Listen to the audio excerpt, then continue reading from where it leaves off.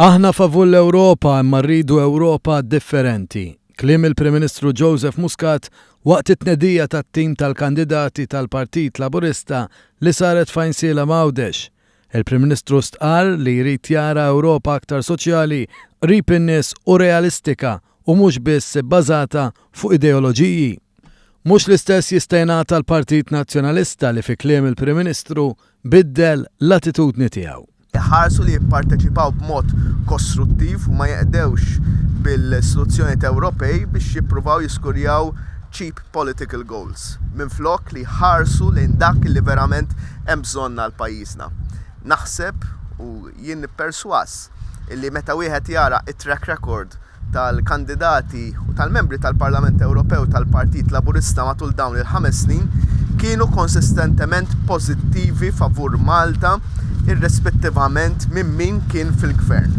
Bil-maqlub ikolli ngħid għal rappreżentanti tal-Partit Nazzjonalista li l-attitudni tagħhom fil-konfront tal-ħidma tagħhom fil-Parlament Ewropew tbidlet radikalment hekk kif kien hemm bidla fil-gvern.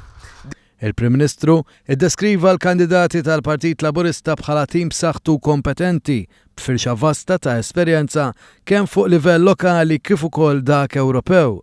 Sostna li hemm bżonn nies li jħarsu lil hinn minn politika partiġjana u fakkar li dan huwa t-tielet mandat fil-Parlament Ewropew.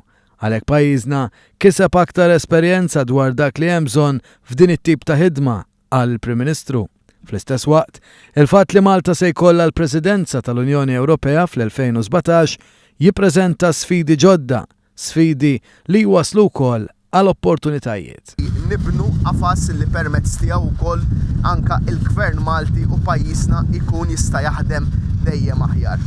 Il-Prim Ministru irringrazzja li 13 il-kandidat li qed jikkontestaw għall-elezzjonijiet tal-Parlament Ewropew filwaqt li rat ħajr lil dawk li għadhom kemm irrappreżentaw lil pajjiżna.